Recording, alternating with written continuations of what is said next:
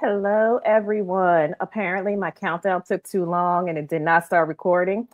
But here we are. No intro needed.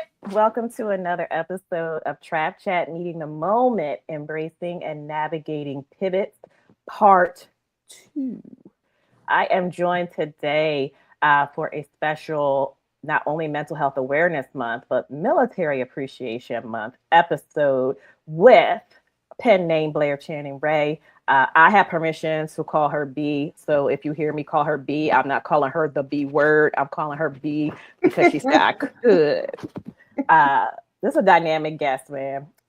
Black Gen X cultural critic, writing between mixtapes and the algorithm. A black girl interrupted, a Navy veteran, a DC Metro living mom who's rollerblading, karaoke singing, eating all the good food, and wearing all the fashion. How Wow. are you? After that intro, Kirsten, I'm great. How are you?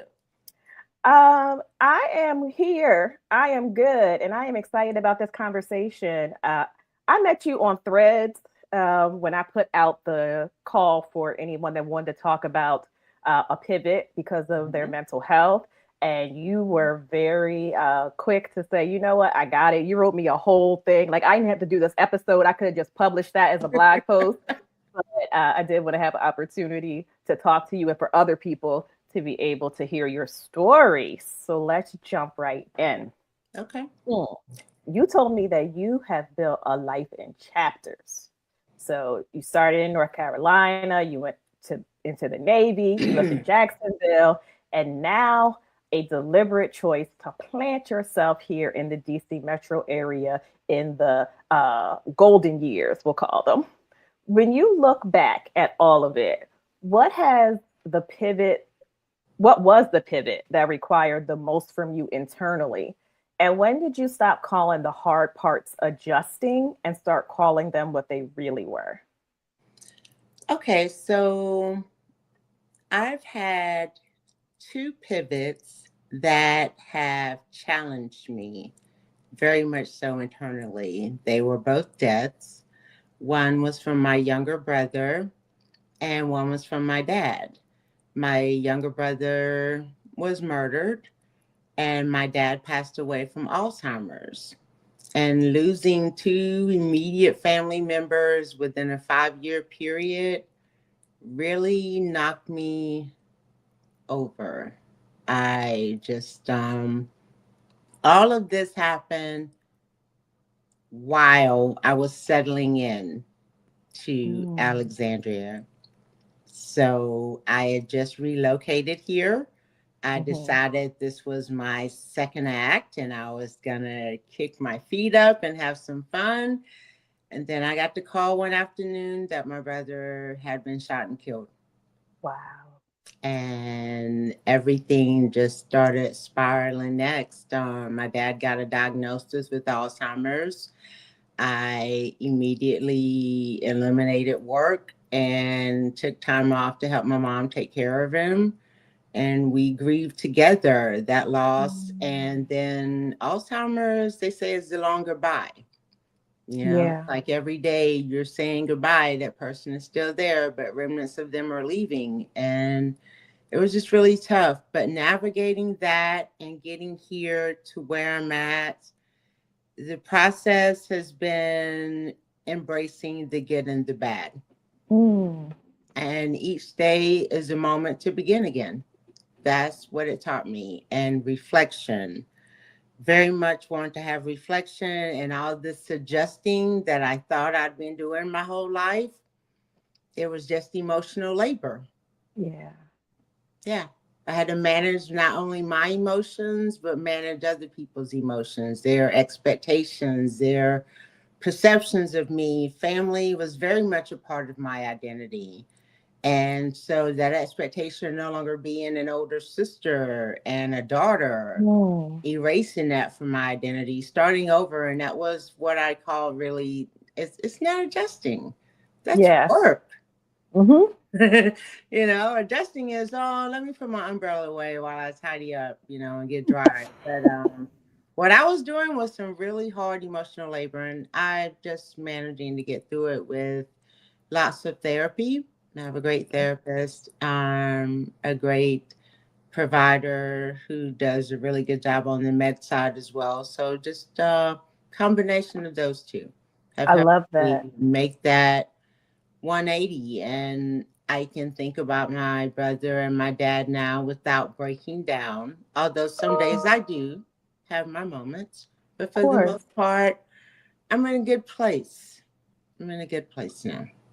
Okay. So let's talk a little bit about some of the stuff that you write, because you have written about growing up, Mm-hmm. learning that being too articulate made people uncomfortable, and that you were being watched and measured before you even had language for it. So that's another opportunity where you were adjusting. Um, Mm-hmm. the Navy layers another dimension onto that as an institution that runs on hierarchy, conformity, reading the room for survival. Oh yeah. After years of operating in environments that required that kind of adjusting, that kind of vigilance, how do you rebuild trust in your own voice? And what did it take to write from it instead of around it? Writing from my own voice instead of around it probably started with trusting my own voice, learning my own voice again, because I think as a child we're very much attuned to hear to who we are. Mhm. We're just not encouraged as much, and as we grow up, the world kind of, I don't know, I feel like it washes out a part of us. We incorporate in our daily lives family, we get identities from family, environment, work, classmates, friends, and then everyone's voice gets muffled into ours. Eventually, we, I wouldn't say assimilate, but we definitely latch on, I think, to other personalities coming up. Mhm. And as they latch on, I think we lose a part of ourselves that we have to find again later in life. So, with that, I had a thought because it was someone I was talking to about my time in the military. And she asked me if I regret that decision. And my thing was, no, I'm very much a proud. It was a proud accomplishment for me joining the military, leaving home, meeting people. It paid for my education, you know, Mm. I have nothing else. But would I recommend it to someone today? No, because, and that's, I think two things can be true at one time. I appreciate what it did for me, but I wouldn't recommend it today because it's an organization that I no longer recognize. Yep. And two things can be true at one time. I can appreciate what it did for me to help me grow as a person, but doing that again and recommending it to someone else, not right now. So where did you find that trust in yourself though? Like that, I think that's the part that a lot of us miss. Like we don't know when to trust ourselves, or because we become a version of ourselves that is Mm, a conglomeration of yeah. all of these other things or all these other people that we conform to. So where did you find the strength to trust yourself? When I started looking at patterns. So my thing Mm. is I document everything. And I've kept a journal since probably fifth or sixth grade. And I think once a year, I make a pilgrimage back to look at old entries, and I'll think about certain things. And it's just like, well, this Mm. happened, that happened. What did you tell yourself then? Why didn't you trust yourself then? Or look, you did trust yourself then, and look what happened. But somehow it all comes back to patterns and behaviors. And I just learned to trust the process. Not to sound generic, but it really is about looking at those patterns and learning to trust yourself and how you carry through. I love that. That's a great segue. Another thing you mentioned to me in our prep call was about doing the work of reparenting, Mm-hmm. or going back to piece together what you needed and didn't get, and giving it to yourself now. Mm-hmm. That's a kind of internal work. that almost always reshapes any relationships around you. Sure. What has this chapter of your life taught you about which relationships can hold the version of you that's still being assembled? And then how do you navigate the ones that were built around who you used to be? Wow. So the thing about that is I've learned that not everyone is meant to be in my life forever and ever. I have this tendency when I was younger of collecting people. Like I'd have Mm. here, have a friend there, meet this person in the club or meet this person at, a networking event. Next thing you know, you've got 20 something friends, but are they all friends? you know. And I also dealt with a lot of disrespect and some toxic friendships when I was younger. But I think that comes back to a lot of insecurity that we all have as young women, and we're interacting with each other. And it's one play on top of the other. And so, in that, as I've gotten older, my friendships require a different version of me. And fortunately, I am a different version now. And part of that is respecting myself a lot more and knowing when to say when, and knowing that not everyone is meant to be in my life for long term. Most importantly, letting people be who they're going to be. Because I think one of the things I talked about being younger and adjusting to people, adjusting perceptions and trying to manage other people's nervous system in addition to my own, that's not my responsibility. So now that I'm 50 plus, I embrace what's not my responsibility. Because, girl, I've been doing work my entire life, emotional labor, and I'm not going to do that in my friendships anymore. So that's how I sustain and make that distinction. That's a like punch right in the face to me. But in like the best way. I needed that. I needed to hear that because as you were talking, I was like, Kirsten, Kirsten, Kirsten, check the box, all those things, absolutely. Does it get better as you've gotten older, though? You think? No. Okay. That's what I was thinking, because I'm still kind of waiting for it. It has pushed into gear, but there's still some things I'm like, I obviously have some more pruning to do. Well, I'm behind you in that I've just now acknowledged it. You've already done the acknowledgement. You're doing the work, so I got to catch up to where you are even. So, but this isn't about me. This is about you. Yeah. Okay. Reveal too much again, Kirsten. Cultural criticism at its best names what's true, even when it's inconvenient. And your memoir, Black Girl Interrupted, sounds like it's doing exactly that with identity, misrecognition, and the emotional labor Black girls absorb before they even have words for it. As a writer, how do you hold yourself accountable to that truth, not softening it for palatability, but also not performing pain as proof? Sure. So when I read this, I was like, Really? It was a good question. that was a great question. That's not good. You're selling yourself short. No. That's a great question. So it comes down to, am I hurting or am I helping the community? That's how I can make the distinction. Is it hurting or helping myself in what I'm sharing?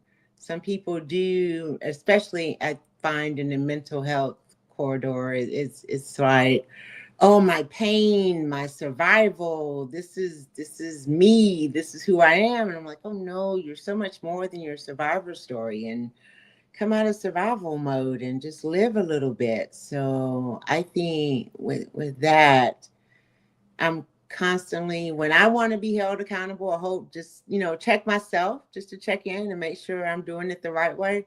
Yeah. Am I helping or am I hurting with this conversation? I love that.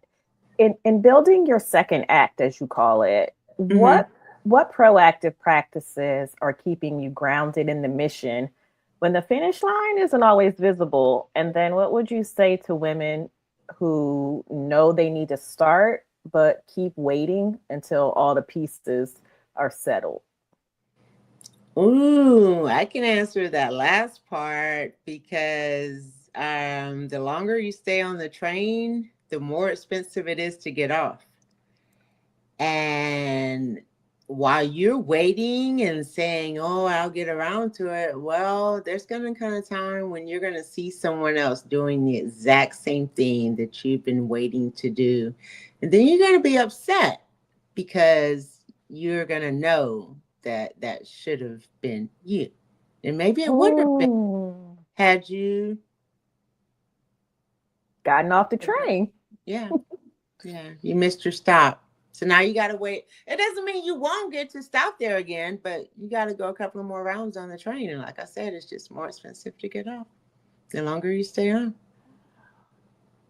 Jesus, you over here just taking me through it. I take myself through it, Kirsten. Trust me. Like, you're a procrastinator. Finish what you started. Because the thing with procrastinating is that because you ever notice what some people, the more procrastinators they are, the bigger haters they are. No, I'm not a hater. No, but no, I am a procrastinator. And the part of, I don't want to see this person do that until I do it. Oh no, I don't have that. You don't have that? Okay. Mm-hmm. I've noticed that a lot though. No, that's not my ministry, but I do know that I think my procrastination comes from a different place. My procrastination comes from wanting to be perfect, comes from perfectionism. Yeah. And I think that's the distinction, that I don't mind other people doing it. It's just a matter of fact that I'm not going to finish it if it doesn't feel like it's perfect to me. So I'm like, oh well, it got done. So congratulations. Somebody did it. Congratulations to them. Okay, well, at least you can honor the other person and not be like, okay, oh yeah, no, mine's gonna be better. No, I don't do the hater stuff. Okay, good. If I did, I wouldn't have a podcast. Everybody got a podcast, right? Everybody has a podcast, but not everyone has a good podcast. Oh, subjective. Okay. I mean, listen, I think people do things because they think it's good. So, okay. Shout out Gucci. Anyway. No, that was my no. I'm saying like that's an inside joke. The line from when Lil Wayne says who was the best who are the top rappers, and whoever he was interviewing him was like Gucci. He said Gucci who? Gucci who? Gucci man. Isn't that like, me? Yeah. Shout out Gucci. So that's what I say all the time. Shout out Gucci. Okay. When you make a distinction that I think a lot of people need to hear right now. There's a difference between struggling and managing. I'm going to say that again. There's a difference between struggling and managing. A lot of us have been managing for so long, we never stopped to ask what we actually needed. For the listener who spent her entire life adjusting, managing, and making herself acceptable, what does it look like to finally meet the moment, and what makes right now the time to do it? What makes right now the time to do it? Because life is short and the time to do it is always now. Okay. For me, and you asked me about my habits, the habit that keeps me going with this, that's a daily reminder of documentation. I'm always writing in my journal. So you meet the moment by writing it down? In real time. That's real time. Yeah, I think by the time I'm done with this book, my ability to reflect and inject things from, say, the early 2000s to mid 1990s is because I'm looking in my diary at things I was actually doing at that time. And I'm able to go, oh, okay, put it in there. I talked about caller IDs, the first ones the other day. What? The ones that you could plug into the wall. Oh, yeah. Yeah, remember they weren't always on our phones. And they were extra money, too. Yeah. Now she's thinking. Listen, I was, I'm not gonna tell on myself. I'm not gonna tell myself today. I was like, we're like, thankfully, my aunt worked for the phone company, so I could do. So back then we had long distance. Remember? Yeah. So I could make long distance calls. My cousin Tanae and me used to be on the phone all the time on long distance on three-way. You would charge them. No, she would call me, and then she would call whoever I needed to call long distance because her mom worked for the phone company. So you had it like that. I was not a good child. We did I'm not sorry. have technology back then to help us out. Answering the phone without someone, and not knowing who was going to pick up.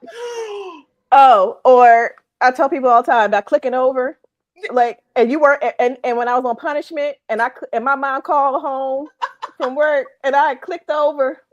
Are you on the phone? That's what are you doing on the phone? or when I was a talker. I love being on the phone. Or when you call your mom at work because you're on punishment and you don't have nobody to talk to, so you got to call. And looking back on it, isn't it amazing that moms didn't get fired because we called them so doggone much at work? I talk to my mama. Thankfully, my mom had her own line, so okay, good for you. So I didn't have to ask anybody if I could talk to my mother, but I had also been known to dial other numbers in the company and be like, "Where's my mom? Is my mom in there with you?" Oh my goodness, have you seen my mom? I'm sorry, Dee. Okay. I'm sorry, Dee. I'm sorry. You'll be okay. All right, I'm having so much fun, but it is time for the rapid fire questions. Ooh. Okay. Wow. I'm excited about these. Who is a well-known or lesser-known historical or contemporary figure who inspires you and we should learn more about? Tina Turner, the queen of rock and roll. Because no one has ever given that answer. I love it. Tina Turner, her fire, her tenacity, more importantly, her just resilience. But even as a child, I remember I had a book report. One of the first book reports I did in school was of Tina Turner. And my mom and dad were like, wait a minute, why is this book even in a children's library? But anyway, yeah, Tina, that was the book. I read it. Wow. And she's just amazing. She transcended so many. Yeah, she's a force. And I think she should be studied for years to come. I got to read Tina. Yeah. Okay. What's the best piece of career advice you've received you would give to your early career self? Read The Room twice if you have to. And document everything. Yes. Definitely document everything. Definitely read that Room. So you're already an author, you're already writing your book, but I'm still going to ask you this question. If you wrote a book describing just your career so far, what would the title be? Ooh, Homegirl.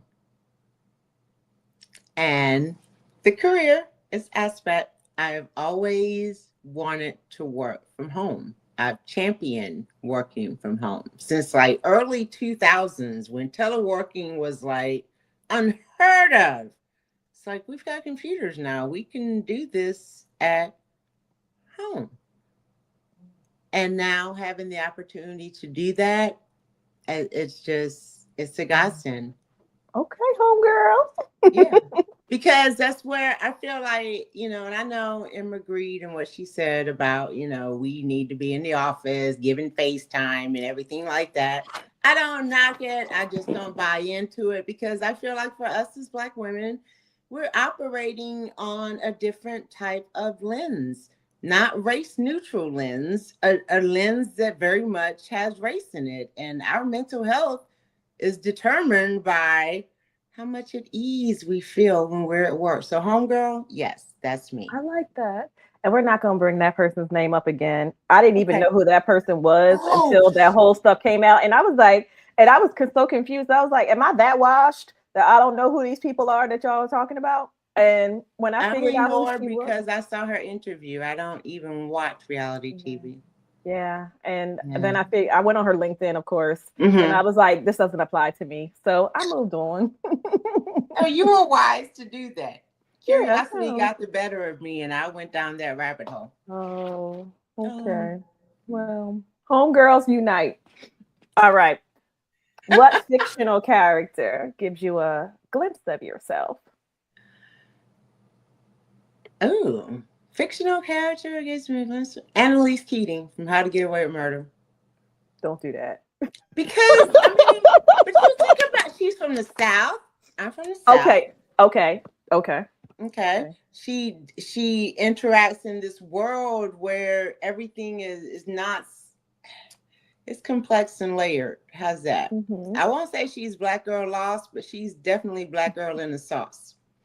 Okay. And she has a lot going on, and for who she is, she still makes it happen. And I'm just like in awe of her from the very first episode to the Mm. end. Yeah, Annalise Keating. Okay. You know it's gonna be a Shonda Rhimes character, right? No one's ever said that either, but I like it. I like it. Okay. What's your I'm going for go 3 to? now. You are. What's your go to song, songs, or music genre when you want to hype yourself up to conquer the day? My list consists of Lizzo, Okay. Juice, Doechii, Alter Ego, Rod Wave, Shock the World, and Eminem, Lose Yourself. Lose yourself. Okay. Which one would be your walkout song? My walkout song, Juice, for sure. Like Okay. Lizzo kills that song, man. It's like Okay. it's Lizzo. Come on, she's bringing the energy. Did you hear the new go-go version of Yeah. she is doing a cover of Sexy Lady? Did you see No, it? but I have Okay. heard the cover she did of Meredith Brooks, The B Word, Okay. and that was like, okay, Lizzo, anything she touches, it's just gold to me. She's bringing the fire. I'll have to send you the Sexy Lady Please. link. Okay. What's your favorite empowering quote? It's got to be a Maya Angelou quote. Um, Probably the one where she's like, I can be changed by what happens to me, but I will not be reduced by it. I love that. You know, because it's just, yeah, I can be changed, but it's not going to make me less. And with those pivots and pivotal moments in my life, yeah, definitely. I'm not defined by my past. It just is. Absolutely. What's one thing you want folks to take away from our conversation today? Don't stay on that train too long. And before I let you go, do you want to shout out any upcoming projects or initiatives we should be on the lookout for? If you want people to follow you or check out your work, tell them where they can get in touch with you, read your blog, read Yeah. your writings, all that good stuff. You can check me out on Medium. My blog is there. And hopefully within the next 4 to 6 months, I'll have a real website for people to go to and actually check out some old articles. That would be fun. But in the meantime, definitely check out I Write a Girl on Medium. Thank you so much, Kirsten. I writer girl. Wait, Yep. you got to say again. Okay. The I, letter writer uh-huh, girl. girl. Okay. So make sure you check out B on Medium, read her writings, respond. Like, don't just read them and then leave. You got to leave comments and stuff so folks know that you've been there. Okay. All right. And then, you know what? I keep saying it, but it's still not over. This was episode 14, but we still got some more left. We're still Oh, meeting moments. wow. We're still navigating pivots. So not only thank you, B, for being here with me and sharing your phenomenal story, but thanks all of you for tuning in. And I will see you on next episode.